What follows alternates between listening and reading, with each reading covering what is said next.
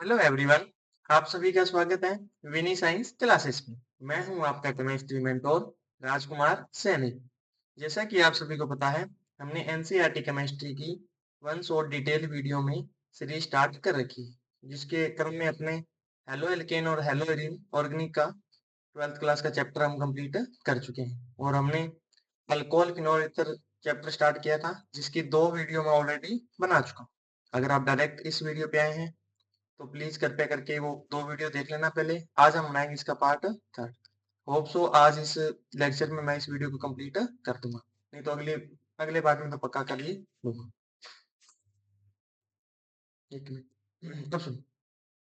आज हमने यहाँ से स्टार्ट करना इस चैप्टर को। और अगर आपको ये सीरीज बढ़िया लग रही है, मेरे से समझ में आ रहा है, तो प्लीज अपने दोस्तों तक, स्टूडेंट तक, जहां तक हो, ज्यादा से ज्यादा इस वीडियो को शेयर करें, लाइक करें। ठीक है, अब यहाँ से स्टार्ट करते हैं। Acidity of Fino, acidity of Fino. यहाँ एक चीज देखो। आपको पता है अल्कोहल तो वाटर से भी वीक एसिडिटी प्रॉपर्टी दिखा रहा था, बस उसमें एक मेथेनॉल आपको पता है एक्सेप्शन था। मेथेनॉल एसिडिक होता है वाटर से भी ज्यादा। बाकी सारी की सारी जो आपको पता है अल्कोहल थी, जैसे एथेनॉल, प्रोपेनॉल, वो सारी की सारी वाटर से कम एसिडिक थी, ड्यू टू क्योंकि उसका जो आपको पता है कॉन्जुगेटेड बेस बन रहा था वो बहुत ही ज्यादा स्ट्रॉन्ग था। एक तो एल्काइल ग्रुप के कारण प्लस साइड इफेक्ट था, फिर उसमें माइनस चार्ज और इलेक्ट्रॉन डेंसिटी इतनी ज्यादा थी, वो एक स्ट्रॉन्ग कॉन्जुगेटेड बेस बना था। और आपको पता है ब्रोंस्टेड लोरी के अकॉर्डिंग, जिसका ब्रोंस्टेड मतलब सॉरी जिसका कॉन्जुगेटेड बेस इतना स्ट्रॉन्ग है, तो वो तो खुद तो एक वीक एसिड होगा ना, तो इसलिए याद रखो। बट लेकिन एसिड फिनोल की एसिडिटी में ये सारा सिस्टम उल्टा है। अब सुनो, फिनोल तो काफी एसिडिक प्रॉपर्टी शो करता है। रीजन सुनो, पहला पहला रीजन ये होता है, आपको पता है ये OH ग्रुप है जो फिनोल में लगा है, ये कौन से कार्बन से लगा है? sp2 कार्बन से, क्योंकि बेंजीन का तो sp2 कार्बन है। और आपको पता है बेंजीन, अगर मान लो किसी बेंजीन के ऊपर कोई ग्रुप लगा है जिसपे लोन पेयर या इलेक्ट्रॉन माइनस चार्ज हो, या क्या हो, माइनस चार्ज, मतलब इलेक्ट्रॉन डेंसिटी ज्यादा हो, तो आपको पता है बेंजीन उससे as a electron withdrawing group की तरह काम करेगी, क्योंकि बेंजीन की कार्बन कौन सी है, sp2। इसकी इलेक्ट्रॉन एक्टिविटी क्या हो जाएगी, ज्यादा, या मींस मतलब इसका इलेक्ट्रॉन मतलब लेने की पावर क्या हो जाएगी, ज्यादा। और ये बेंजीन रिंग एज ए किसकी तरह काम करेगी, इलेक्ट्रॉन विड्रॉइंग ग्रुप की तरह। और आपको पता है OH ग्रुप यहाँ कौन सा इफेक्ट है, प्लस R, क्योंकि उसके ऊपर लोन पेयर है, जिसको इसके लोन पेयर है, ये इसमें डीलोकलाइजेशन हो जाएंगे due to resonance, due to resonance. ये देखो लिखा हुआ है, सिंपल सी, ये देखो। अब सुनो, इससे होगा क्या, चलिए ये बता देता हूँ पूरा, फिर बनाएंगे। देखो, अगर ये डीलोकलाइजेशन हो गई, यहाँ आगे लोन पे, तो इस ऑक्सीजन पे क्या आ गया, पॉजिटिव चार्ज। ऑक्सीजन पे क्या आ गया, पॉजिटिव चार्ज। होते मीन्स ऑक्सीजन पे इलेक्ट्रो डेंसिटी कम हो गई। और आपको पता है एसिड का मीन क्या है, कि कोई भी मान लो, अगर मान लो कोई भी एलिमेंट, कोई भी एलिमेंट, उसके साथ एक्स लगा, एच लगा, मान लो कोई भी यहाँ पे एलिमेंट है, उसके साथ एक्स, अपने ये चाहते हैं भी इस एलिमेंट या इस एटम के ऊपर इलेक्ट्रॉन डेंसिटी कम हो, ताकि ये मजबूर हो जाए इस H प्लस को बाहर निकालने के लिए। आपने यही तो किया है, बेंजीन ने ऑक्सीजन के ऊपर कौन सा प्लस चार्ज ला दिया, प्लस चार्ज, जिसके कारण ऑक्सीजन पे इलेक्ट्रॉन डेंसिटी क्या हुई, कम। और ये आसानी से इस H को क्या कर देगा, बाहर निकाल देगा। एक तो शर्त ये हो गया, भी ये H दे क्यों रहा है। दूसरी बात, अगर ये H दे देता है, सुनो, अगर मान लो इसने H पॉजिटिव दे दी, H पॉजिटिव हटेगा, तो ये आपको पता है O ऑक्साइड, ये फिनो, तो ये कौन सा ऑक्साइड बन गया, फिनो ऑक्साइड। आपको पता है अगर फिनोल ने H दिया है तो उसका फिनोक्साइड बना है, तो फिनोक्साइड भी क्या होगा, स्टेबल होना चाहिए, तभी तो वो ज्यादा एसिडिक प्रॉपर्टी दिखाएगा। और ये स्टेबल क्यों है, वो वापस इस पे माइनस चार्ज है, माइनस चार्ज है, तो ये किस में पार्टिसिपेट कर देगा, रेजोनेंस में। किस में पार्टिसिपेट कर देगा, रेजोनेंस में। ये देखो, इसमें दोनों के दोनों रीजन आपको बता दिए। पहली बात तो ये H दे क्यों रहा है, क्योंकि ऑक्सीजन पे क्या आ रहा है, पॉजिटिव चार्ज आ रहा है, electron oh sorry benzene as a withdrawing group की तरह काम कर रही है। और सेकंड, अगर ये H दे भी देता है तो उसका फिनोक्साइड है वो भी क्या है, ज्यादा स्टेबल है, ज्यादा stable, due to resonance, due to resonance. इसका जो नेगेटिव चार्ज है वो क्या हो रहा है, डीलोकलाइजेशन हो रहा है। ये देखो, ये लाइन लिखी भी हुई है। इसमें देखो, अपने अल्कोहल में था, अल्कोहल कम वीक एसिड क्यों था, या एसिडिक प्रॉपर्टी क्यों नहीं शो कर रहा था, क्योंकि जो इसका एल्कोक्साइड बन रहा था, क्या बन रहा था, एल्को, इसमें फिनोक्साइड नाम था, इसमें क्या था, एल्कोक्साइड। एल्कोक्साइड पे एक तो नेगेटिव चार्ज, एक लोन पेयर, प्लस ऊपर से इस पे कौन सा ग्रुप लगा है, प्लस आर है। और प्लस आर के कारण इसके ऊपर इलेक्ट्रॉन डेंसिटी और इंक्रीज हो रही है। बट फिनोक्साइड में क्या है, ऑक्सीजन की इलेक्ट्रॉन डेंसिटी है वो कम हो रही है ड्यू टू रेजोनेंस, और ये एक स्टेबल आयन बन रहा है, एक स्टेबल मतलब ग्रुप बन रहा है। ये देखो लाइन लिखी हुई है। सब सारा पढ़ाता हूँ, आपको समझ में आएगा। ये देखो, आपको पता है फिनोल मेटल या बेस के साथ रिएक्शन करती है तो अपने एसिडिक प्रॉपर्टी शो करती है। इसमें रीजन था, देखो पहले पहला रीजन क्या लिखा है, भी उसकी हाइड्रोक्सिल ग्रुप है फिनोल का, वो डायरेक्टली कौन से कार्बन से अटैच है, sp2 कार्बन से, बेंजीन से। तो बेंजीन यहाँ कौन सा काम करेगी, इलेक्ट्रॉन विड्रॉइंग ग्रुप के कारण, इलेक्ट्रॉन विड्रॉइंग ग्रुप के कारण। उसके कारण आपको पता है जो रेजोनेंस स्ट्रक्चर होगी उसमें OH ग्रुप है, वो उस पे कौन सा चार्ज आ जाएगा, पॉजिटिव, और वो आसानी से अब किसको बाहर निकालने के लिए मजबूर हो जाएगा, H को। याद रखना, अगर सिंपल सी बात है, याद रखना, एसिडिक स्ट्रेंथ किसी की बढ़ानी है तो उस एलिमेंट जहां से H जुड़ा है उसके ऊपर इलेक्ट्रॉन डेंसिटी आप कम कर दो, ताकि वो H को निकालने के लिए मजबूर हो जाए। सिंपल सा कंसेप्ट है। मैं आगे इसके बारे में आपको डिटेल में बता रहा हूँ। अब आगे सुनो, ये लाइन लिखी हुई है, फिनोल है वो स्ट्रॉन्गर एसिड है वाटर और अल्कोहल से, रीजन आगे भी दिया है, देखो लिखा हुआ है। हाइड्रोक्सिल ग्रुप है, रिंग मोर एसिडिक है, ये देखो। अब बताइए भी स्टेबल कैसे है और क्यों इसे, ये देखो, higher electronegativity of sp2 hybridize carbon, phenol का है, OH ग्रुप अटैच है, इलेक्ट्रॉन डेंसिटी उस पे क्या हो रही है, ऑक्सीजन पे डिक्रीज, क्या हो रही है, डिक्रीज, और पोलैरिटी क्या हो रही है, बढ़ रही है, पोलैरिटी क्या हो रही है, बढ़ रही है। उससे आसानी से वो क्या बना देगा, फिनो ऑक्साइड। आगे देखो, एल्कोक्साइड और फिनोक्साइड की दोनों की स्टेबिलिटी बताइए इसमें। एल्कोक्साइड में था वो तो नेगेटिव चार्ज लोकलाइज्ड था, डीलोकलाइज नहीं हो रहा था, एक ही एलिमेंट में था, ये देखो ऑक्सीजन पे, इसके कारण ये कम स्टेबल था, ये क्या था, कम स्टेबल, ये वाला। पर इसका क्या हो रहा है, डीलोकलाइजेशन, ये रहा, इसका क्या हो रहा है, डीलोकलाइजेशन, और और पैरा पे, इसके कारण ये क्या है, ज्यादा स्टेबल, ये देखा लिखा हुआ। Phenoxide ion the charge is delocalize, negative charge 1 to 4, ये 1 to 4 स्ट्रक्चर, ये रहा। Phenoxide are more stable favour ionization of phenol, इसलिए आपका फिनोल है वो ज्यादा एसिडिक है। अब एक बात होता है तो आपको याद रखना, देख लो यहाँ पे फिनोल एसिडिक ज्यादा क्यों है। फर्स्ट तो उसके ऊपर रेजोनेंस के कारण क्या आ रहा था, पॉजिटिव चार्ज, sp2 कार्बन था, बेंजीन आपको ड्राइंग ग्रुप की तरह का। सेकंड, उसका फिनोक्साइड आयन था वो भी क्या था, stable, due to delocalization of negative charge, वही सेम रीजन वापस ले। अरे ऐसा कुछ उसमें नहीं था। अब सुनो एक बात,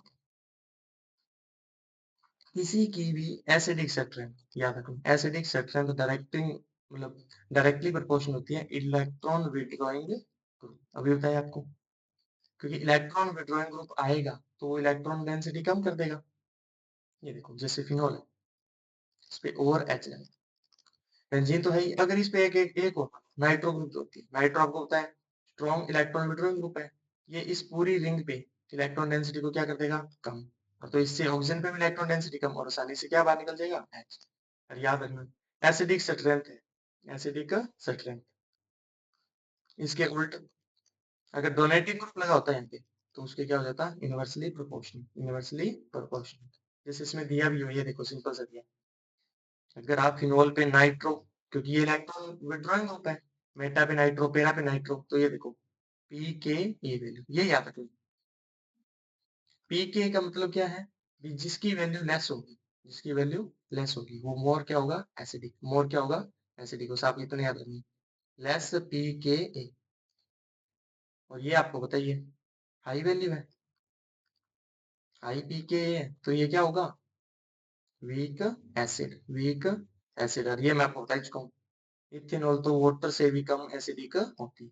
और ये देखो, ये कौन से ग्रुप है, इलेक्ट्रॉन विड्रॉइंग ग्रुप, तीनों के तीनों, और तो मेटा पेरा मतलब अलग अलग पोजीशन पे लगे नाइट्रो, तो देख लो अगर विड्रॉइंग ग्रुप लगे हैं तो एसिडिक स्ट्रेंथ बढ़ रही है।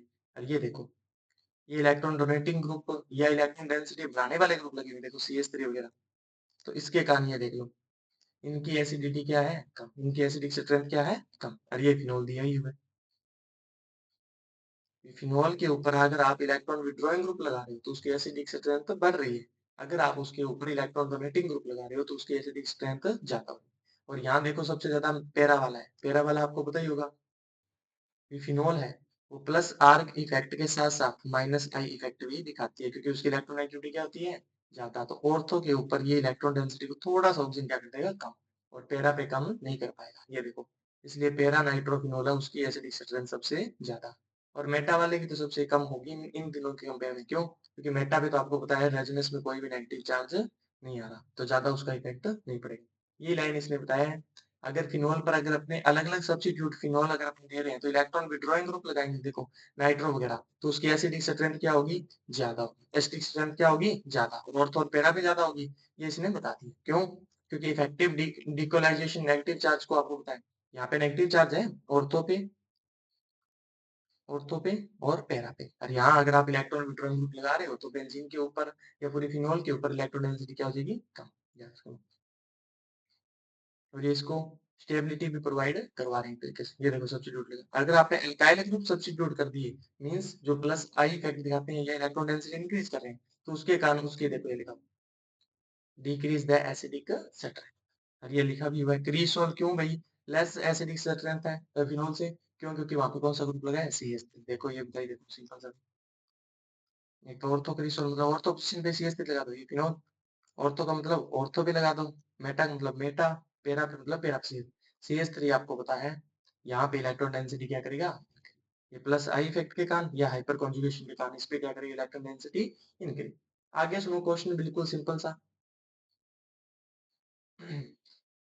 अपने को इनको range the following compound increasing order their and acidic strength. Acidic strength का भी बताया था मैंने, जो भी ग्रुप है उस पे इलेक्ट्रो डेंसिटी आप कम करने की कोशिश करो, मीन ऐसे ग्रुप लगाओ जो उस पे इलेक्ट्रो डेंसिटी कम करे और H आसानी से बाहर निकल जाए, H पॉजिटिव को निकालने के लिए ऑक्सीजन मजबूर हो जाए।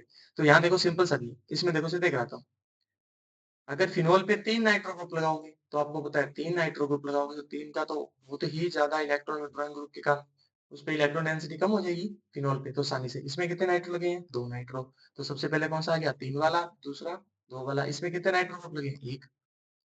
और इसके बाद देखो फिनोल, और फिनोल के बाद आपको होता है मिथाइल वाला, और सबसे कम तो आपको होता है प्रोपेनॉल, प्रोपेनॉल। सिंपल सी बात याद रखना, इलेक्ट्रॉन विड्रॉइंग ग्रुप लगा रही हो तो एसिडिक स्ट्रेंथ क्या हो रही है, इंक्रीज, क्योंकि वो इलेक्ट्रॉन डेंसिटी को क्या कर देंगे, कम। H पॉजिटिव क्या चल जाएगा, बाहर, याद रखिए। ये सिंपल से दिए हैं, ये मैंने करा दिए, 3 नाइट्रो लगे हैं, ऑर्थो पेरा, 2 ऑर्थो पे, 1 पेरा पे, तो उसकी एसिडिक स्ट्रेंथ क्या होगी, ज्यादा। मैं एक स्ट्रक्चर बना के देता हूँ, देखो ये आपकी फिनोल, यहाँ भी नाइट्रो, यहाँ भी नाइट्रो, यहाँ भी नाइट्रो, मीन्स पूरी इलेक्ट्रॉन डेंसिटी को कम कर देंगे और H को कहेंगे, O को कहेंगे भाई H को क्या निकाल दे बाहर, क्योंकि इलेक्ट्रॉन डेंसिटी क्या होगी, कम। अब सुनो आगे,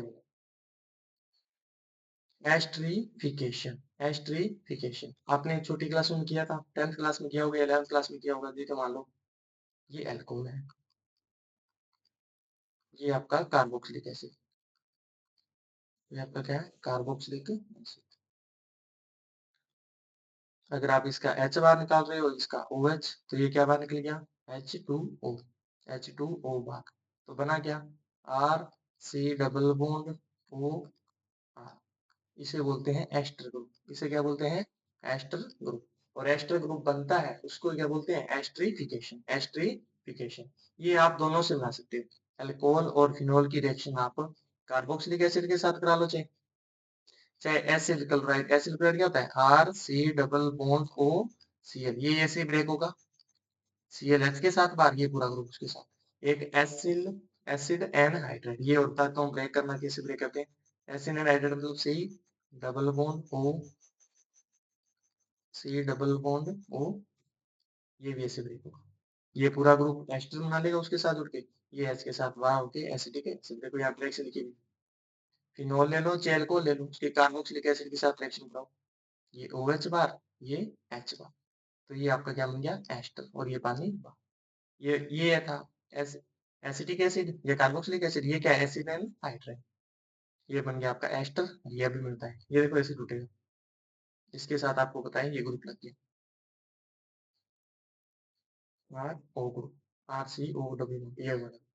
ये सुनो, ये रिएक्शन इंपॉर्टेंट क्यों है, ये सिंपल सी, इसमें एक चीज दिया है वो देखो, जब आप अल्कोहल और फिनोल की रिएक्शन एसिल क्लोराइड के साथ करा रहे हो, किसके साथ, एसिल क्लोराइड, तो यहाँ आप अलग से एक चीज ले रहे हो, पिरिडिन, क्या ले रहे हो, पिरिडिन, रीजन सुनो क्यों, पिरिडिन HCl के साथ रिएक्शन करके एसिड और बेस, तो ये न्यूट्रलाइजेशन रिएक्शन देगा और आपका HCl है वो क्या निकलता जाएगा, बाहर निकलता जाएगा, मींस वो कम होता जाएगा। और आपको पता है अगर प्रोडक्ट कम हुआ तो रिएक्शन किधर जाएगी, फॉरवर्ड की तरफ।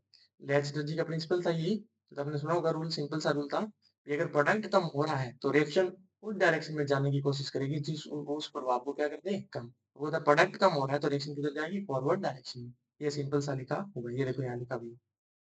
ये तो सिंपल सी है, अपने फिनोल और इनके साथ रिएक्शन करके एक्स्ट्रा बना सकते हैं। देखो यहाँ लिखा भी कार्बोक्सिलिक एसिड एंड हाइड्राइड, इनकी हमने स्मॉल कंसंट्रेशन सल्फ्यूरिक एसिड के साथ अगर रिएक्शन करवाएंगे तो ये रिएक्शन हो जाएंगे। ये देखो लिखा है the reaction is reversible and their water is removed as soon is form, मतलब ये रिवर्सिबल रिएक्शन है। आगे देखो ये लाइन लिखी है सबसे पहले, अगर आप एसिल क्लोराइड के साथ रिएक्शन करा रहे हो किसकी, फिनोल या अल्कोहल की, तो आप क्या लेते हो, बेस लेते हो पिरिडिन, बेस लेते हो पिरिडिन। रीजन, न्यूट्रलाइजेशन रिएक्शन होती है एचसीएल के साथ और उसको क्या निकाल देता है बाहर, उसके कारण जो इक्विलिब्रियम है या रिएक्शन किधर शिफ्ट हो जाएगी, राइट हैंड साइड, मतलब जल्दी जल्दी प्रोडक्ट और ज्यादा बनेगी। ये रिएक्शन इसने लिखी हुई है।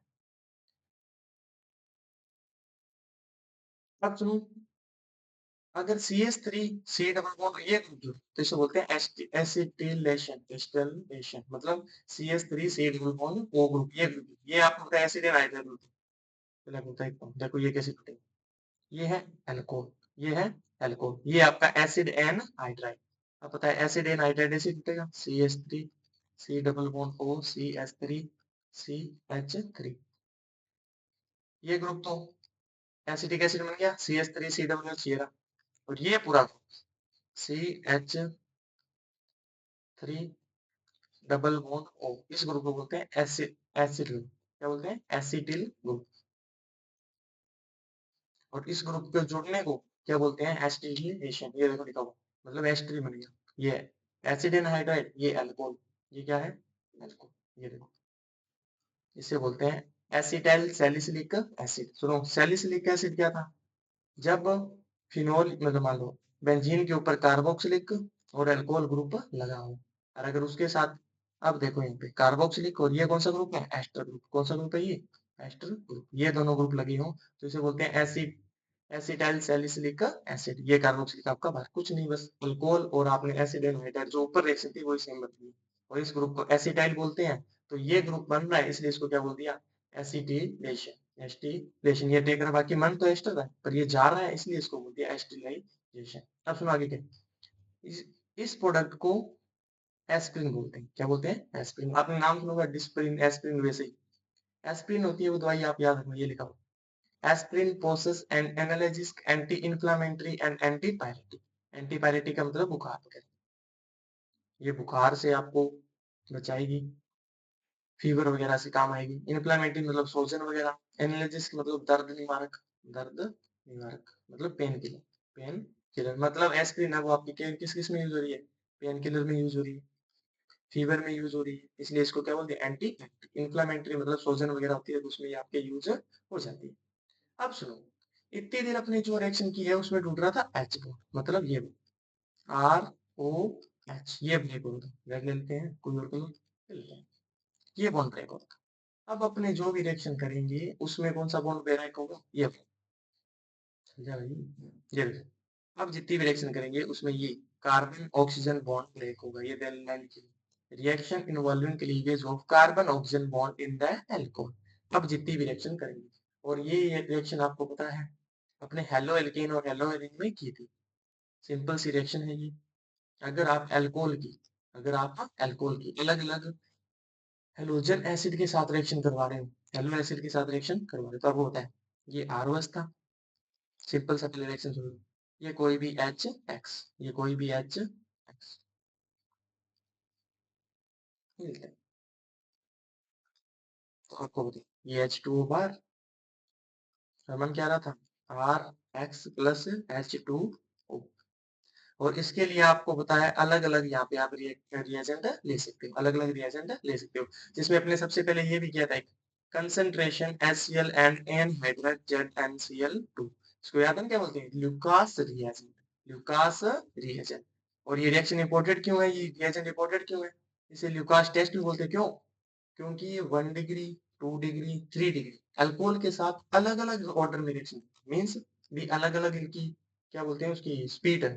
जैसे देखो 3 डिग्री सबसे फास्ट देता है, 2 डिग्री 1 डिग्री, आपको कैसे पता चलेगा, जब 3 डिग्री अल्कोहल होगी और वहां ल्यूकास रिएजेंट आपने HCl और ZnCl2 डाल दिया, तो हाथों हाथ टर्बिडिटी, हाथों हाथ क्या आ जाएगी टर्बिडिटी, मतलब धुंधलापन।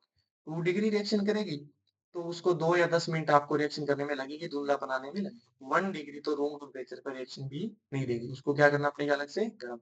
तो आप इससे डिफरेंशिएट कर सकते हो 3 डिग्री अल्कोहल कौन सा है, 2 डिग्री और 1 डिग्री। आपको एक बीकर में दे दिया, अलग अलग बीकर में, ये 3 डिग्री है, 2 डिग्री है, 1 डिग्री है। इसमें बताओ कौन सी 1 डिग्री है, कौन सी 2 डिग्री है, कौन सी 3 डिग्री। तो सिंपल सा उसकी ल्यूकास रिएजेंट के साथ रिएक्शन कराओ, मतलब कंसंट्रेशन HCl और N हाइड्रोजन जिंक क्लोराइड आप उसमें डालो। हाँ, तो हाथ टर्बिडिटी आ रही है, तो ये देखो लिखा हुआ है। ये टर्बिडिटी सॉल्यूशन में देते हैं, टर्सरी अल्कोहल तो टर्बिडिटी दे देता है इमीडिएटली। और जो आपका प्राइमरी है वो कौन, मतलब do not produce turbidity at room temperature. याद रखना 3 डिग्री तो आपको क्या दे देगा, इमीडिएटली। क्या दे देगा, इमीडिएटली। और 2 डिग्री है, उसको कितने मिनट लगेंगे, 2 से 10 मिनट, 2 से 10 मिनट। और 1 डिग्री तो रूम टेम्परेचर पे रिएक्शन ही नहीं। याद रखना ये सब कुछ। ये भी रिएक्शन अपने पीछे की थी, reaction with phosphorus trihalide. Reaction with phosphorus trihalide पिछले चैप्टर में अपने ये रिएक्शन की हुई है। अगर आप मान लो RX की रिएक्शन सेम ही, PCl3 या P, मान लो ये RX है, ये ROH है, यहाँ PCl3 है या Br3 है, तो आपको पता है क्या बन जाएगा, RCl। Br होता तो यहाँ क्या बन जाती, ये भी रिएक्शन अपने पीछे की थी। अब सुनो डिहाइड्रेशन। डिहाइड्रेशन सिंपल सी रिएक्शन। डिहाइड्रेशन गर्मियों में होता है, जैसे मान लो गर्मियों में, सर्दियों में होता है, पर गर्मियों में ज्यादा होता है, मीन्स पानी की कमी। पानी की क्या होना, कमी। इधर से देखो, अगर आप एल्केन ओ एल्कोहल को गर्म करो, H और OH बाहर, तो क्या बाहर चला गया, पानी। और आपको बताइए सिंगल सिंगल बॉन्ड किसमें बन जाएगा, डबल बॉन्ड। क्या बन जाएगा, डबल बॉन्ड। एक पे नेगेटिव एक पे पॉजिटिव, ये क्या बन गया, डबल बॉन्ड। मीन्स अगर आप अल्कोहल को गर्म कर रहे हो तो उससे वाटर बाहर जा रहा है, तो क्या बन रही है, एल्कीन। क्या बन रही है, एल्कीन। और वाटर बाहर जा रहा है, इसको क्या बोलते हैं, डिहाइड्रेशन। डिहाइड्रेशन। स्क्रीन से ठीक है भाई, ठीक है, ये समझ में आ गया। और ये रिएक्शन का ऑर्डर याद रखना, ये आगे मैं आपको करवा दूंगा। इसमें भी 3 डिग्री जल्दी रिएक्शन देगा, फिर 2 डिग्री, फिर 1 डिग्री। डिहाइड्रेशन भी यही करने देता है, 3 डिग्री, 2 डिग्री, 1 डिग्री। ऊपर वाली रिएक्शन का क्रम यही था, 3 डिग्री, 2 डिग्री और 1 डिग्री। अब सुनो, ये देखो लिखा प्राइमरी अल्कोहल। तो प्राइमरी अल्कोहल को गर्म करना कितने पड़ रहा है, 443 पे। और प्योर हाई मतलब सल्फ्यूरिक एसिड। आगे देखो सेकेंडरी, ये 2 डिग्री अल्कोहल है, देख लो ये कार्बन 2 डिग्री है, इसलिए 2 डिग्री। ये कार्बन कौन सा है, 3 डिग्री, इसलिए कौन सा अल्कोहल है, 3 डिग्री। और 3 डिग्री में देखो टेम्परेचर अपने को कम करना पड़ रहा है 2 डिग्री से ही। तो ये लाइन लिखी हुई है इसमें। ये अपने सेकेंडरी और टर्सरी अल्कोहल का अगर डिहाइड्रेटेड कराना है तो आप मिडिलर कंडीशन में भी करवा सकते हो। पर प्राइमरी का अगर आपने डिहाइड्रेशन करवाना है तो आपको देखो कंसंट्रेशन H2SO4 लेना पड़ेगा और इतना टेम्परेचर लेना पड़ेगा, क्योंकि आपको मैंने वाटर बता दिया। सबसे फास्ट रिएक्शन कौन देगा, ये देखो लिखा हुआ है 3 degree, 2 degree and 1 degree, tertiary secondary and primary. अब सुनो ये रिएक्शन का कर्म क्या रहता है, ये इसने बता ही दिया। हाँ ठीक है। डिहाइड्रेशन का मेन क्या था, सिंपल सा, अल्कोहल को आप गर्म करो, एसिडिक कंडीशन के अंदर एल्कीन बना लो, पानी बाहर निकालो, इसे क्या बोलते हैं, डिहाइड्रेशन। और इसका कर्म क्या रहेगा, 3 डिग्री फास्ट, 2 डिग्री, फिर 1 डिग्री।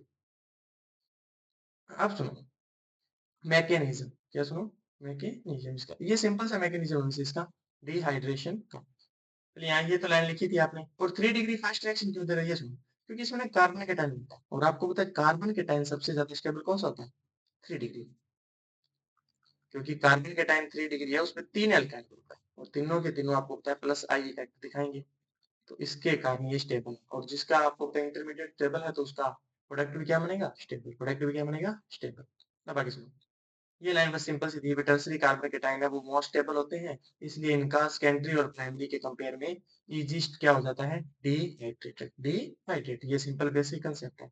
मैं आपको मैकेनिज्म बताता हूँ, देखो आपको पता है डिहाइड्रेशन करवा रहे हो तो क्या ले रहे हो, एसिड। एसिड आपको क्या देगा, H पॉजिटिव, H पॉजिटिव। और अल्कोहल के ऊपर क्या है, लोन पेयर। लोन पेयर ने H पे अटैक किया।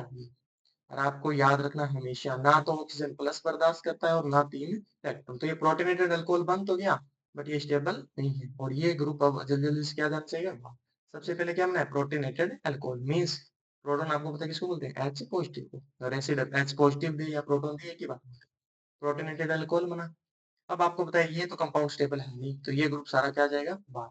इसके कारण ये यहाँ से इलेक्ट्रॉन लेके जाएगा, देखो ये कैटोलिटिक रिलीज। तो यहाँ पे क्या आ गया, पॉजिटिव। क्या आ गया, पॉजिटिव। और सी पे पॉजिटिव हो तो उसे क्या बोलते हैं, कार्बन कैटायन। Carbon cation. और कार्बन कैटायन फॉर्मेशन को सेकंड स्टेप है, ये स्लो स्टेप है। ये कौन सा स्टेप है, स्लो। ये देखो दोनों साइड चल रही है। ये कौन सा स्टेप था? फर्स्ट। अब सुनो थर्ड स्टेप। अब आपको पता है जो आपने स्टार्टिंग में एच लिया वो देना तो पड़ेगा रिएक्शन को वापस। तो ये देखो, formation of ethene, elimination of proton. इस पे आपको पता है पॉजिटिव है तो इस पे नेगेटिव, तो इसको क्या करते हो, H प्लस को आप क्या निकाल दो बाहर, यहाँ कौन सा चार्ज आ जाएगा? माइनस, और माइनस प्लस यहाँ पे क्या मिल जाएगा? Alkene, ethene. और जो आपने H स्टार्टिंग में लिया था, ये देखो जो स्टार्टिंग में एसिड दिया था वो वापस उसको दे दिया। ठीक है, ये रिएक्शन बिल्कुल सिंपल सी है। सबसे पहले स्टेप में क्या था? Protonated alcohol formation. सेकंड में क्या बना? Carbon cation. इसी कारण ये 3 डिग्री ज्यादा फास्ट देते हैं, क्योंकि 3 degree carbon cation are more stable due to 3 alkyl group. 3 alkyl के प्लस साइड के कारण सबसे ज्यादा स्टेबल है। अब सुनो ऑक्सीडेशन। अब सुनो ऑक्सीडेशन। ऑक्सीडेशन याद करो, दो चीज लिखते हैं, addition of oxygen and removal of hydrogen. Removal of hydrogen. इसके अंदर देखो ये अगर ऑक्सीडेशन हो रहा है अल्कोहल का, ये है अल्कोहल, तो इधर वाला H बॉन्ड भी टूट रहा है, इधर वाला भी H बॉन्ड टूट रहा है, मींस दो H2 बाहर निकल रही है या H2 बाहर निकल रही है। अब आपको पता है अगर हाइड्रोजन बाहर निकल रही है तो उसे क्या बोल सकते हैं? डिहाइड्रोजीनेशन। डी का मीन क्या होता है? कोई चीज क्या जाना बाहर जाए, जैसे डिहाइड्रेशन था, उसमें क्या मानेंगे? OH और H means H2 means H2। ये रिएक्शन लिखिए इसमें। ऑक्सीडेशन आप अल्कोहल का करवा रहे हो तो इसमें कार्बन ऑक्सीजन, देखो कार्बन और हाइड्रोजन और ऑक्सीजन और हाइड्रोजन का बॉन्ड ब्रेक हो रहा है, और इसमें कौन सा बॉन्ड बन रहा है? Double bond. इसे बोलते हैं कार्बोनिल ग्रुप। कौन सा ग्रुप बोलते हैं? Carbonyl group. ये बात है, फॉर्मेशन ऑफ कार्बोनिल ग्रुप। अगर आप ये दोनों H बाहर निकाल दोगे तो ये ग्रुप बन, सी डबल बॉन्ड हो, sp2 हाइब्रिडाइजेशन। ये इसने दिया है। इसमें भी वही बात, ये आपने वैसे किया है, ये देखो मैं आपको याद करता हूँ। अगर आपने एल्डिहाइड और कीटोन का इसी चैप्टर में रिडक्शन किया था, क्या किया था? रिडक्शन। तब आपको पता है अल्कोहल बन रही थी, एल्डिहाइड का कर रहे थे तब आपको प्राइमरी बन रही थी, कीटोन का आप रिडक्शन कर रहे थे तो उससे क्या बन रही थी? सेकेंडरी अल्कोहल बनती। सेम वही रिएक्शन हम उल्ट करना है। जैसे देखो अल्कोहल का अगर आप ऑक्सीडेशन कर रहे हो, अल्कोहल का क्या कर रहे हो? ऑक्सीडेशन, तो H बार ऑक्सीजन तो लगा ही हुआ है, तो ये क्या बन गया? एल्डिहाइड। क्या बन गया? एल्डिहाइड। यहाँ पे एक बात याद रखना, अगर आपने स्ट्रॉन्ग ऑक्सीडाइजिंग एजेंट ले लिया, मान लो आपने एसिडिक कंडीशन में KMnO4 ले लिया, ये तो बहुत स्ट्रॉन्ग ऑक्सीडाइजिंग एजेंट है, तो ये अल्कोहल को पहले तो बदलेगा भाई एल्डिहाइड, फिर उसको किसमें कन्वर्ट कर देगा? कार्बोक्सिलिक एसिड में। किसमें? कार्बोक्सिलिक प्रोडक्ट में। मींस आपका प्रोडक्ट क्या बन रहा है? Carboxylic acid.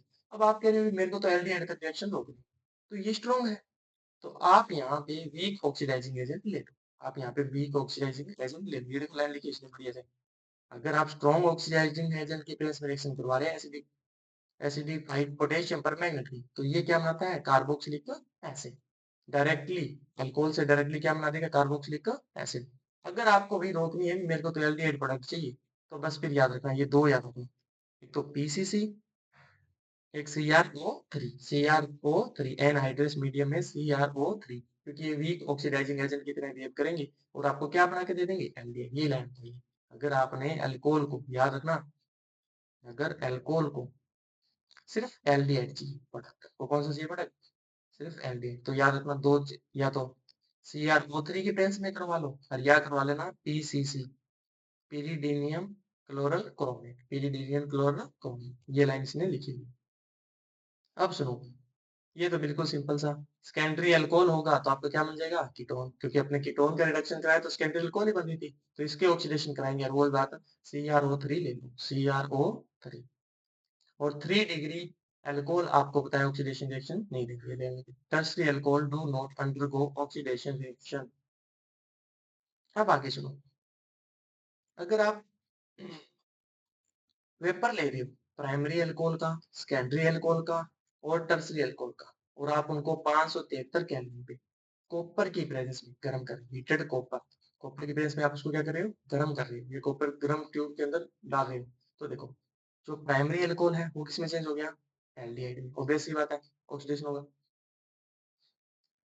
अगर आप कीटोन का कर रहे हो, ये है एल्डिहाइड, सॉरी ये अल्कोहल, अल्कोहल का किया तो क्या बन गया? Aldehyde, 1 degree. और सेकेंडरी अगर आपने अल्कोहल का किया तो क्या बन गया? कीटोन। क्या बन गया? कीटोन। तो इसमें सबसे बढ़िया बात याद रखना, इसमें सिर्फ हाइड्रोजन बाहर गए, ये H और ये H, इसमें भी ये H और ये H2 बाहर गए, तो इसे क्या बोलते हैं? डिहाइड्रोजीनेशन। डिहाइड्रोजीनेशन। क्या बोलेंगे इसको? डिहाइड्रोजीनेशन। डिहाइड्रोजीनेशन ये सिर्फ मैं किसके बता रहा हूँ? प्राइमरी और सेकेंडरी अल्कोहल के लिए। ये भी याद रखना, प्राइमरी अल्कोहल को अगर आप कॉपर की प्रेजेंस में गर्म कर रही है तो क्या मिल रहा है? एल्डिहाइड। सेकेंडरी अल्कोहल को गर्म कर रही है तो क्या मिल रहा है? कीटोन। क्या मिल रहा है? कीटोन। और इसमें सिर्फ हाइड्रोजन बाहर जा रहा है तो इसे बोलते हैं डिहाइड्रोजीनेशन। अब सुनो यहाँ पे सबसे बढ़िया क्वेश्चन, ये सीधा पूछा जाता है। देखो यहाँ लिखा, अगर आप देखो डिहाइड्रोजीनेशन हो रहा है तब तो आपको प्राइमरी से क्या मिल रहा है? एल्डिहाइड। और सेकेंडरी से क्या मिल रहा है? कीटोन। पर ये देखो ये सबसे, बट अगर आप टर्सरी अल्कोहल को, ये 3 डिग्री अल्कोहल को अगर आप कॉपर की बेसिस में इतने डिग्री पे गर्म कर रहे हो तो यहाँ पे OH भी बाहर जाएगा और यहाँ पे H भी बाहर जाएगा। मीन्स H2O बाहर जाएगा। यहाँ H, सिर्फ H2 बाहर गया था इसलिए बोला डिहाइड्रेशन। नाम में देखना। और यहाँ क्या होगा? सॉरी, वहां क्या था? डिहाइड्रोजीनेशन। और यहाँ क्या होगा? पानी बाहर जा रहा है इसलिए बोलते हैं डिहाइड्रेशन। डिहाइड्रेशन बहुत ही मोस्ट इंपोर्टेंट रिएक्शन है, याद रखना। अगर आप प्राइमरी अल्कोहल का कर रहे हो यही कंडीशन लेके, तब तो आपके पास में एक तो एल्डिहाइड, ये क्वेश्चन पहला तो ये होगा। और सेकेंडरी अल्कोहल का कर रहे हो तो बनेगा कीटोन। तो क्या बनेगा? कीटोन। ये तो होते हैं डिहाइड्रेशन, मतलब H2 बाहर जा रहा है। कौन बाहर जा रहा है? H2। और 3 डिग्री अल्कोहल का अगर इसी कंडीशन में कर रहे हो तो बनेगा तो क्या? एल्कीन। बनेगी क्या? एल्कीन। और इधर OH भी बाहर गया, H भी, तो इसे बोलते हैं डिहाइड्रेशन। डिहाइड्रेशन इंपॉर्टेंट रिएक्शन है, याद रखना। तभी तो ऊपर नहीं बनाया। तो देखो यहाँ पे इसने कह दिया सेकेंडरी अल्कोहल तक कीटोन तक, 3 का करने लगोगे तो उसमें क्या बन जाएगी? एल्कीन। क्या बनेगी? एल्कीन। इसने ये बात करने की कोशिश की। आगे सुनो, ये हो गया अब reaction of phenol. Reaction of phenol. अभी अपने अल्कोहल की रिएक्शन कर ली, अब अपने करेंगे फिनोल की रिएक्शन। ये इजीस्ट रिएक्शन है, पहले आप इसमें ना एक कंसेप्ट समझो फिर आपको सारा समझ। देखो ये है फिनोल, ये है फिनोल। फिनोल के ऊपर आपको पता है लोन। फिनोल यहाँ दो इफेक्ट देता है, plus are effect, means lone pair यहाँ दे देता है। इस पे नेगेटिव, इस पे नेगेटिव और इस पे नेगेटिव। एक आपको पता है वो है, उसकी इलेक्ट्रोनेगेटिविटी थोड़ी सी क्या है? ज्यादा। मतलब पूरे पीरियोडिक टेबल में फ्लोरीन के बाद इसी की इलेक्ट्रोनेगेटिविटी ज्यादा है। तो ये प्लस आर तो इफेक्ट दिखाता है। इसके साथ साथ आपको बताइए कौन सा इफेक्ट दिखाता है? Minus I effect. तो ऑर्थो के ऊपर याद रखना, कंपेयर देन पेरा से, ऑर्थो पे कंपेयर देन पेरा से इलेक्ट्रॉन डेंसिटी थोड़ी सी कम होती है। क्यों? क्योंकि यहाँ डायरेक्ट ऑक्सीजन जुड़ी है। तो वो अपने माइनस आई इफेक्ट की था, ऑर्थो पोजीशन पे थोड़े सी इलेक्ट्रॉन डेंसिटी क्या कर देगा? कम। ये याद रखना। अब अपने को यहाँ एक बात तो पता चल गई, प्रोडक्ट बनेगा या तो ऑर्थो बनेगा या क्या बनेगा? पेरा। मेटा पे तो कोई चार्ज नहीं है तो ऑर्थो पेरा डायरेक्ट लेंगे। ऑर्थो पेरा डायरेक्ट। और लोन पेयर से अपने डीलोकलाइजेशन कर रहा है इसलिए कौन सा इफेक्ट दिखा रहा है? Plus are effect. इस पे आपको पता है पॉजिटिव आ रहा है और कार्बन पे क्या आ रहा है? Negative charge. पर जुड़ेगा कहाँ पे? या तो ऑर्थो पर या पेरा पे। पर प्रेफर कौन सा होगा ज्यादा? मेजर प्रोडक्ट पेरा, क्योंकि पेरा पे ये अपना माइनस आई इफेक्ट नहीं दिखा। ये नहीं। और आपको पता है अगर बेंजीन रिंग पे नेगेटिव चार्ज आ रहा है तो आपको पता है ये किसके लिए रिएक्शन देंगे? इलेक्ट्रोफाइल। कौन सा रिएजेंट आके जुड़ेगा? इलेक्ट्रोफाइल। जो रिएजेंट आके जुड़ता है सबस्ट्रेट में उसी के अनुसार उसका नाम देते हैं। तो ये कौन सी रिएक्शन देगा? Electrophile aromatic substitution reaction. अब आपको बस इजी इजी समझेगा, अब आपको इलेक्ट्रोफाइल देखना है और रिएक्शन सारी सारी कंप्लीट। देखो सिंपल सी पहली पहली बात, नाइट्रेशन। इलेक्ट्रोफाइल रिएक्शन करनी है तो नाइट्रेशन होगी। सल्फ्यूरिक एसिड या कोई भी एसिड लो, उसकी प्रेजेंस में आप किसकी प्रेजेंस में रिएक्शन क्या दो? HNO3। देखो यहाँ पे OH negative, NO2 positive. NO2 positive वो कौन सा हो गया? आपका इलेक्ट्रोफाइल। ये आपका लग गया इलेक्ट्रोफाइल। यहाँ से H बार H2, यहाँ से H बार तो पेरा पे लग गया। और आपको पता है ऑर्थो और पेरा के अंदर बॉइलिंग पॉइंट में बहुत ही डिफरेंट है। एक वोलेटाइल है, एक थोड़ा कम वोलेटाइल है। वो रीजन देखो, ये है ऑर्थो वाला, मतलब ये पोजीशन ऑर्थो, और इसमें कौन सा है? पेरा वाला। ये ऑर्थो, ये पेरा पोजीशन पे लगा है। अब आप देखो इसमें एक ही कंपाउंड के अंदर आपको पता है बॉन्ड बन रहे हैं हाइड्रोजन, तो इसे क्या बोलते हैं? Intramolecular hydrogen bond between one compound. One compound के अलग अलग एलिमेंट के बीच में अगर हाइड्रोजन बॉन्ड बन रहा है उसे क्या बोलते हैं? इंट्रामोलिकुलर। और अगर दो अलग अलग कंपाउंड के बीच में अगर हाइड्रोजन बॉन्ड बनते हैं तो उसे बोलते हैं इंटरमोलिकुलर। इंटरमोलिकुलर। इंटर का वैसे याद रखना, जैसे अपने इंटर स्टेट कॉम्पिटिशन होते हैं, इंटर स्कूल कॉम्पिटिशन होते हैं, तो दो के बीच में, अगर दो के बीच में। अब आपको पता है अगर इस ग्रुप को उड़ा रहा हूँ, मान लो बॉइल कर रहा हूं, तो एक ही ग्रुप बाहर जा रहा है, इसके साथ मिनिमम मान लो आप दो तो जा ही रहे हैं क्योंकि इंटरमोलिकुलर है। तो इसका याद रखना, ये आपका लेस वोलेटाइल होगा।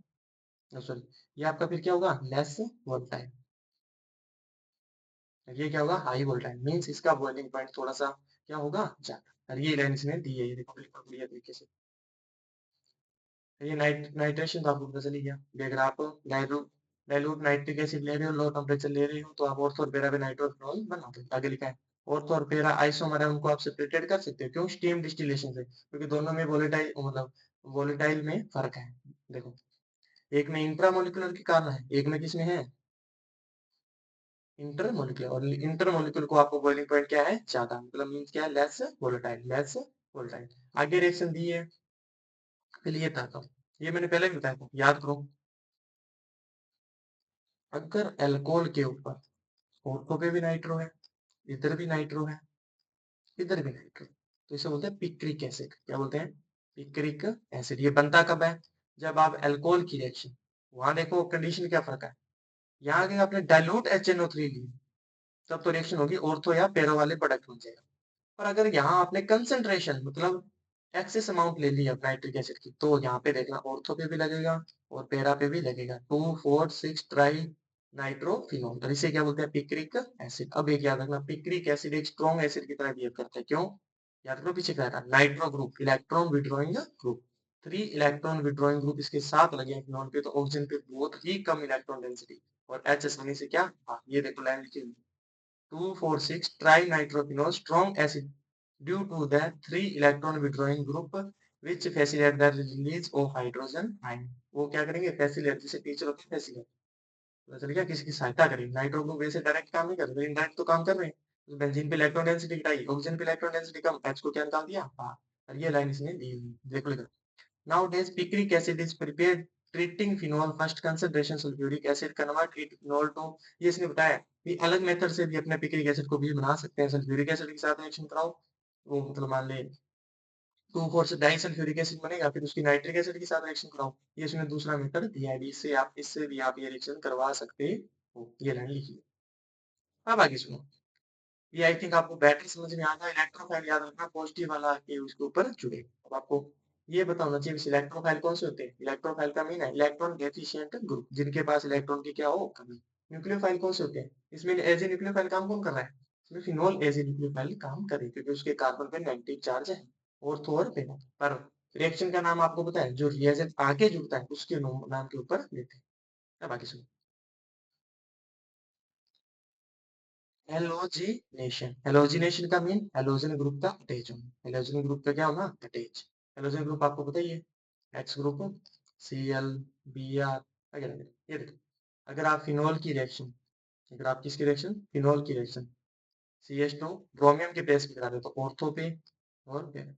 अगर आपको होता है पैरा वाला मेजर क्यों कर रहा है, क्योंकि ऑक्सीजन अपना माइनस लीटर यहाँ तक नहीं दिखा पाएगा, यहाँ पर इलेक्ट्रॉन डेंसिटी कंपेयर देना ऑर्थो की कंपेयर में क्या रहेगी, हमेशा ही ज्यादा, हमेशा क्या रहेगी, ज्यादा। ये रिएक्शन इसने बताई। व्हेन रिएक्शन क्या, ये देख देता हूँ सब कुछ, देख लो। On treating phenol bromine different reaction produced under the different experimental condition। पहली कंडीशन क्या दी है, ये आप रिएक्शन करा रहे हो या तो क्लोरोफ्लोरो, ओ सॉरी क्या बोलते हैं इसको यार, क्लोरोफॉर्म, क्या बोलते हैं इसको, क्लोरोफॉर्म, या CH2 के प्रेजेंस में लो टेम्परेचर पे आप रिएक्शन करा रहे हो, तो मोनो ब्रोमोफिनोल बने। देख लो, अगर ये कंडीशन ऊपर थी, देखो ये सबसे important question, dilute nitric acid था, तब मोनो इसका नाइट्रेशन, अगर आपने कंसंट्रेशन नाइट्रेशन नाइट्रिक एसिड लिया, तब कितनी सी आप लगा, नाइट्रो ग्रुप, 3 ग्रुप, ऐसे ही सेम है। अगर आप नॉर्मल कंडीशन ले रहे हो, लो टेम्परेचर है, तो मोनो ब्रोमोफिनॉल बन गया, ये सिंपल से बता दिया। अब देखो आगे दिया भी, अगर आप ब्रोमीन वाटर ले रहे हो, ये देखो लिखता हूँ, ब्रोमीन वाटर ले रहे हो एक्सेस अमाउंट में, तो आपके देखो ब्रोमीन तीनों से लग गया, ऑर्थो दो, ऑर्थो और क्या लग गया, पेरा पे। और इसके देखो व्हाइट पीपीटी बन गया, व्हाइट प्रेसिपिटेट 2,4,6 ट्राई ब्रोमोफिनोल का क्या बन गया आपका, ट्राई ब्रोमोफिनोल का व्हाइट प्रेसिपिटेट बन गया, ये इलेक्शंस में दी। आगे ये चलो, ये थोड़ी देखो ये क्या लगा, यूजुअल जो अपने हेलोजिनेशन बेंजीन की, वो किसकी प्रेजेंस में कराते हैं, लुइस एसिड। लुइस एसिड वो कंपाउंड जिनके पास इलेक्ट्रॉन डेफिशिएंट हो, मींस जिनका ऑक्टेव कंप्लीट ना हो, जिसे देखो फेरस Br3, मतलब इसने 3 बॉन्ड बना रखे हैं, तो 3 को अगर आप 2 से मतलब मल्टीप्लाई करो, तो 6 इलेक्ट्रॉन आ गए। ऑक्टेव रूल के अकॉर्डिंग कितने इलेक्ट्रॉन चाहिए, 8। जिसके पास इलेक्ट्रॉन की कमी हो, इलेक्ट्रॉन मतलब इनकम्प्लीट हो ऑक्टेव, तो उसे बोलते हैं लुइस एसिड, लुइस एसिड। ये 11th में सारे कंसेप्ट थे। देखो ये लाइन लिखा हुआ है, हाइड्रोजन मॉलिक्यूल को क्या कर देगा, पोलराइज कर देगा, और अपने को क्या है वो ब्रोमीन उसके साथ अटैच हो जाएगा। ये इसने बताया भी अपने, ये देखो लाइन लिखे, bromine molecule take place even in the absence of Lewis acid is due to highly reactive effect OH group attach with the benzene ring. क्या कह रहा है?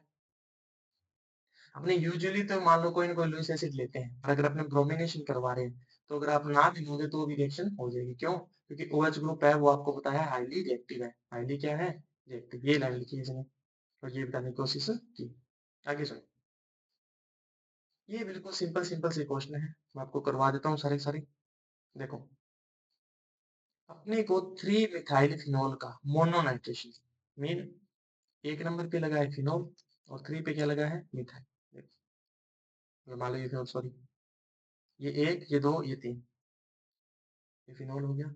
1 2 3, यहाँ लगा आपका मिथाइल।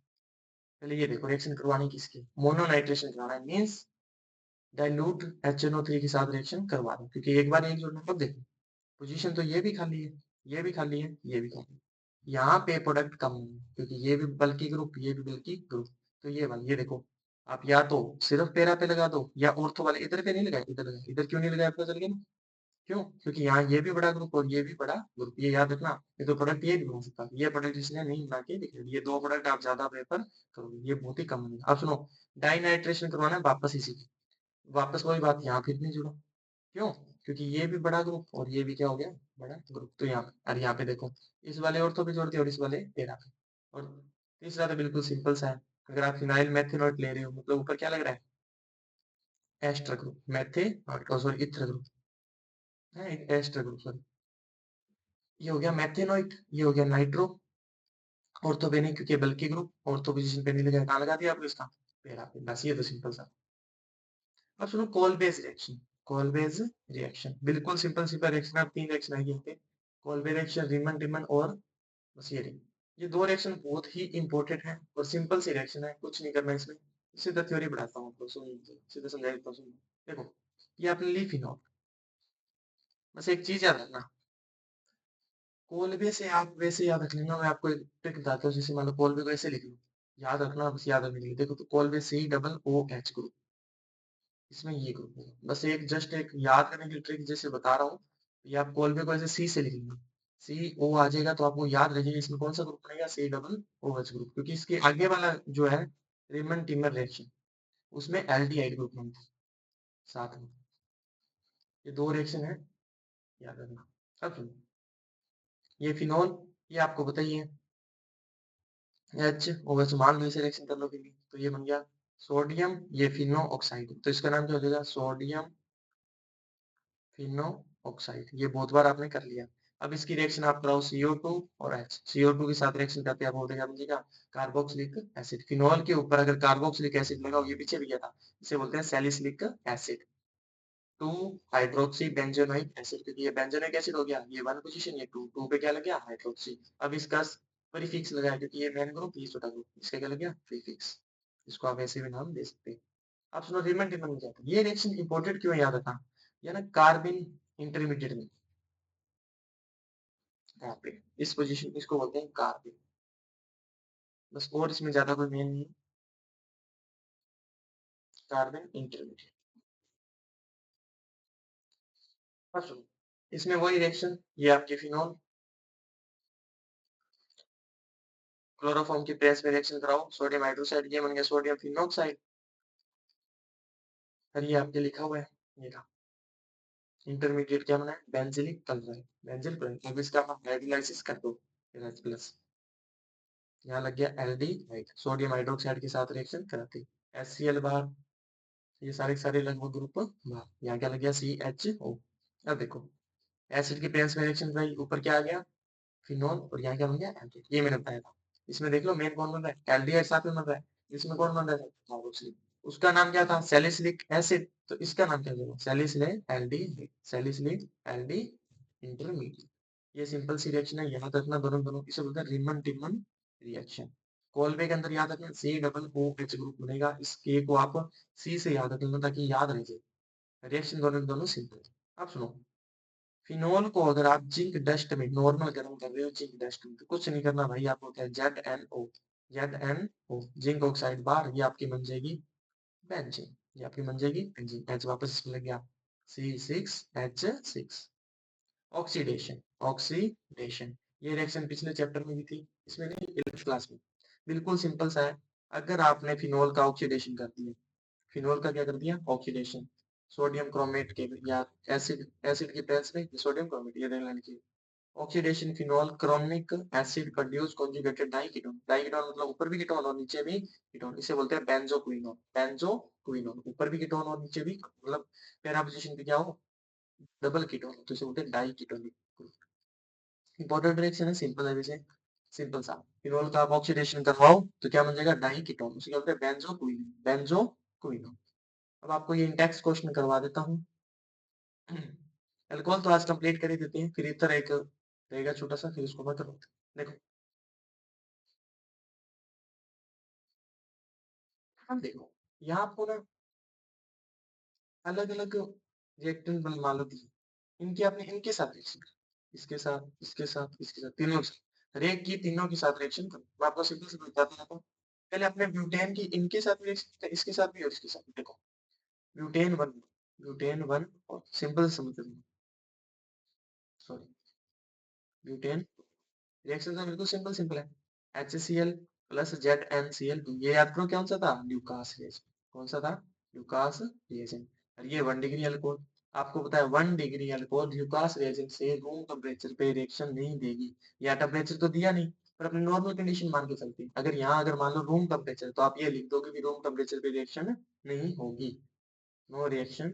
समझ की बात, रिएक्शन कब होगी जब आप इसको टेम्परेचर चढ़ा दोगे। अब देखो बिल्कुल सूखा सा, HBr के साथ रिएक्शन कराओ इसी कंपाउंड की, ये बताइए OH और H बार, तो Br लग जाएगा, क्या बन जाएगा bromo, 1 bromo butane, 1 bromo butane. अब आप इसी की रिएक्शन थायोनाइल क्लोराइड बोलते हैं CCl SOCl2 को, ये सारी सारी रिएक्शन हेलो एल्केन थी।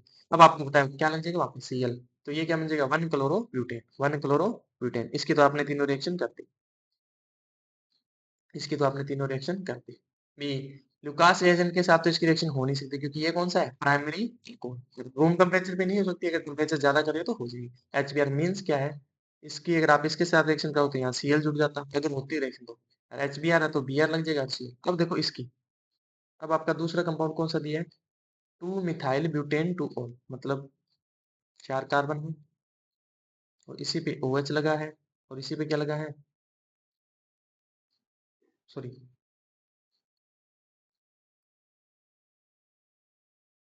ये लिखा है, हाँ सही लिखा, ये ब्यूटेन होगी, 2 पे ओ लगा है, ये सिंपल सिंपल रिएक्शन। ये कौन सा डिग्री है 3 डिग्री, तो भाई ये पहला पहला रिएक्शन तो देगा HCl ZnCl2, और हाथों हाथ टर्बिडिटी रिएक्शन देगा आपको, तो बस यहाँ पे क्या लगा दो Cl, यहाँ पे क्या लगा दो Cl, आपके पास ये प्रोडक्ट बन जाएगा 2 क्लोरो 2 मिथाइल 2 मिथाइल और 2 क्लोरो 2 मिथाइल ब्यूटेन बन जाएगा। और ये रिएक्शन बहुत ही फास्ट होगी, कौन सा है 3 डिग्री, और ये आपको होता है ल्यूकास रिएजेंट है। और ल्यूकास रिएजेंट आपको होता है 3 डिग्री के साथ, तो हाथों हाथ क्या दे देगा टर्बिडिटी, क्या दे देगा टर्बिडिटी, OH और H बार। ये तो सिंपल सी रिएक्शन है। अगर आप इसी की रिएक्शन HBr के साथ कराओगे तो यहाँ क्या लग जाएगा Br, यहाँ क्या लग जाएगा Br, अगर HBr के साथ रिएक्शन होगी तो ये। और यही रिएक्शन थायोनाइल क्लोराइड के साथ कराओगे तो यहाँ क्या लग जाएगा Cl। ये तो रिएक्शन बिल्कुल सो, ठीक है। अब आगे सुनो, अब अपने को एसिड कैटालाइज डिहाइड्रेशन, इनका क्या करना है डिहाइड्रेशन करना है। डिहाइड्रेशन बिल्कुल सिंपल सी बात, OH और H उठाओ एल्कीन बनाते जाना, क्या बनाते जाना एल्कीन, ये सिंपल सी बात है। पर इसमें क्या आता है कि दो प्रोडक्ट बनते हैं, कितने प्रोडक्ट बनते हैं दो, तो स्टेबल कौन सा है और कौन सा स्टेबल नहीं है, या कौन सा ज्यादा प्रेफर करोगे, ये मैं आपको देखता हूँ यहाँ पे। चलो मैं आपको बताने की कोशिश करता हूँ, चलिए ये लिख लो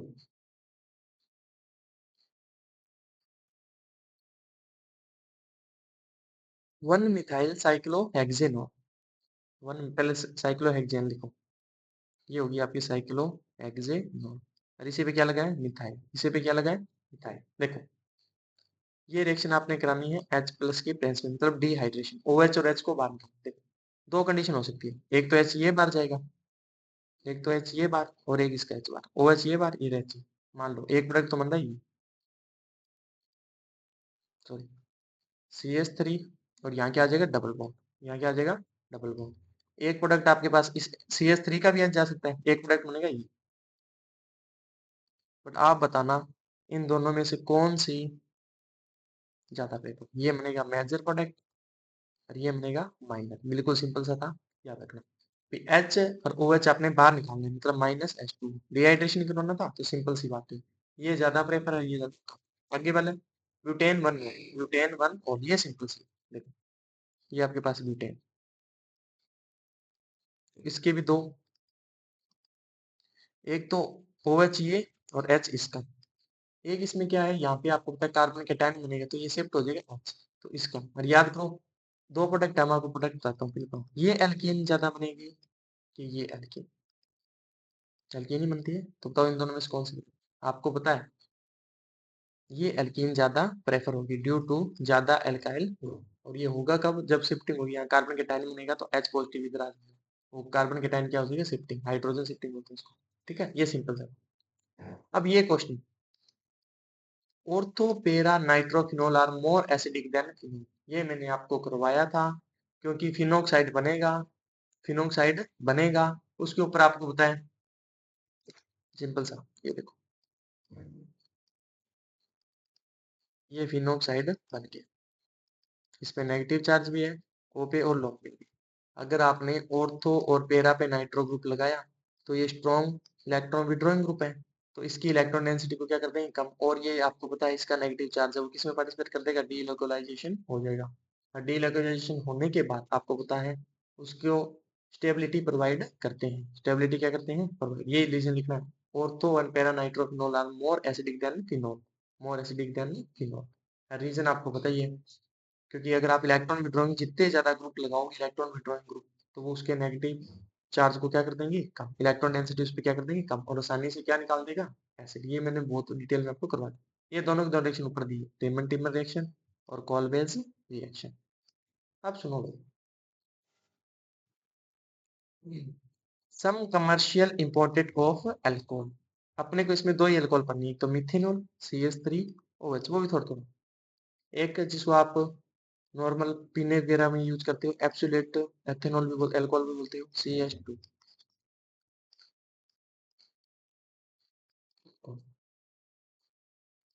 C2H5O, ये सिंपल सिंपल इसने दिया है मेथेनॉल, ये याद रखना, मेथेनॉल इथेनॉल के कंपेयर में ज्यादा पॉइजनस है, ज्यादा हार्मफुल है, ये इसने लिखा भी है, मैं बता देता हूँ। मिथेनॉल है CH3OH है, इसको वुड सब्स्टिट्यूट बोलते हैं, ये डिस्ट्रक्टिव डिस्टिलेशन ऑफ वुड का करती है, ये तो ये सिंपल सा, ये देखो मोस्ट मेथेनॉल इज प्रोड्यूस, ये देखो सबसे मेन, इसको बनाते किसे, कार्बोनिल ग्रुप का आप हाइड्रेशन करवाते हो, इसकी प्रेजेंस में सबसे ज्यादा मिथेनॉल इससे ही बनती है, ये देखो लिखा है, most of the methanol is produced by catalytic dehydration, hydration, dehydration पीछे वाले, हाइड्रेशन मीन हाइड्रोजन ऐड कर रही है, किसका, कार्बन मोनोऑक्साइड की हाई प्रेशर में रिएक्शन करवाती है, किसके प्रेजेंस में, जिंक ऑक्साइड और क्रोमियम ऑक्साइड के प्रेजेंस में, ये लाइन लिखी हुई है, देखो यहाँ पे इसके बारे में थोड़ा बताया, मेथेनॉल एक कलरलेस लिक्विड है, बॉइलिंग पॉइंट इतना है, हाईली पॉइजनस इन नेचर, सबसे इंपॉर्टेंट लाइन ये है। अगर इसकी स्मॉल क्वांटिटी भी आपके अंदर चली जाती है, तो आप मतलब आंखों के पास, तो आप ब्लाइंडनेस हो सकते हैं, ये देखो इंजेक्शन, अगर आपने इसको ग्रहण कर लिया, तो भी आप क्या हो जाएगी, स्मॉल क्वांटिटी में भी आपको ब्लाइंडनेस, नर्वस सिस्टम पे अटैक करेगा, और अगर लार्ज क्वांटिटी है तो आपकी डेथ तक आ जाएगी। मेथेनॉल, अब आपको इसके यूजेस बताए हैं, ये ऊपर लिखा था, लकड़ियों का वही स्पिरिट बोलते हैं इसको, ये रहा, solvent in paint, varnish, GP of making, formaldehyde बनाने में काम करते हैं। इथेनॉल, इथेनॉल, इथेनॉल का आपको याद ही होगा, फर्मेंटेशन रिएक्शन, शुगर या जब मान लो क्या नाम है उसके, अंगूर का रस हो गया, ग्रेप्स हो गई, उसके रस हो गए, मतलब कोई भी शुगर है उसका अगर आप फर्मेंटेशन करवा रहे हो, मतलब इनऑर्गेनिक रेस्पिरेशन होता है, आपको पता ही होगा, एनारोबिक रेस्पिरेशन, एनारोबिक रेस्पिरेशन, इसमें CO2 और एथेनॉल बनते हैं। ये सिंपल सा मेथड है, ये आपने बहुत बार किया होगा, शुगर केन से, मोलासेस से, फ्रूट से आप इसको ग्लूकोज और फ्रुक्टोज को निकाल के, उनका फिर एंजाइम के अंदर आप रिएक्शन करवा के और फर्मेंटेशन करवा दो, तो ये आप ईस्ट वगैरह भी करते हैं, जिसे आप एनारोबिक रेस्पिरेशन बोलते थे, एनारोबिक रेस्पिरेशन। यहाँ पहले ये दिया भी, एथेनॉल अपने खतरनाक है कि नहीं, बोले वो बना देखो, आपको पता है एथेनॉल एक्ट नर्वस सिस्टम, भी सीधी सी बात है, अगर एथेनॉल आप खराब क्यों करिए, प्योर एथेनॉल जो लैब में है तो वो बहुत ही खतरनाक है, क्योंकि वो प्योर है, नर्वस सिस्टम पे जाएगी, मॉडरेट अमाउंट है उससे भी आपकी जजमेंट और थिंकिंग है या इनहिबिटर है उसमें आपकी दिक्कत होगी। हायर कंसंट्रेशन चल गई तो आपके कॉन्सिक्वेंस मतलब आप क्या बोलते हैं उसको, नाम भूलिए यार, कोमा के मतलब सॉरी सोच विचार समझता खो देंगे। याद रखना ये रहे, हायर कंसंट्रेशन है तो आप मर भी सकते हैं, ये इसने बातें बताई हैं। ये तो सिंपल सिंपल। अब सुनो आगे, ये लिखा हुआ, ethanol is obtain commercial fermentation, सबसे ज्यादा एनारोबिक रेस्पिरेशन, याद होगा आपको ये रिएक्शन के जाइमेज एंजाइम। एक यहाँ पे एक चीज याद रखना, ये जाइमेज एंजाइम भी भाई 14% तक बस प्योर अल्कोहल बनाएगा। 14% प्योर अल्कोहल बनी, ये zymase as a inhibitor reaction को रोक देगा, या मतलब वापस रिएक्शन रिवर्स हो जाएगी। अब आप कहोगे फिर लैब में 100% है वो किसे, उसका डिस्टिलेशन करवाते हैं, इसी 14% अल्कोहल को साफ किया जाता है, और इस हद तक साफ किया जाता है 99 या 100% ये क्या कर दे प्योर, क्या कर दे प्योर। इसमें यही बातें बताइए, तो कोई ज्यादा बड़ी बात नहीं है कि आप शुगर कैन से, फ्रूट से, ग्रेप से आप इनको C6H5 फ्रक्टोज ग्लूकोज है, फिर उनका आप फर्मेंटेशन करवा लो। ये देखो, ये डाइसैकेराइड को इसने इन्वर्टर से ग्लूकोज मोनोसैकेराइड में चेंज कर दिया, और मोनोसैकेराइड के जाइमेज ईस्ट की प्रेस में एनारोबिक रेस्पिरेशन करके इथेनॉल और CO2 बना। आगे इसने दिया भी हुआ, वाइन मेकिंग है वो ग्रेप से होती है, सोर्स ऑफ शुगर ईस्ट है, ये लाइन लिखी हुई है ग्रेप से। यहाँ पे एक लाइन ये सबसे मेन रीजन।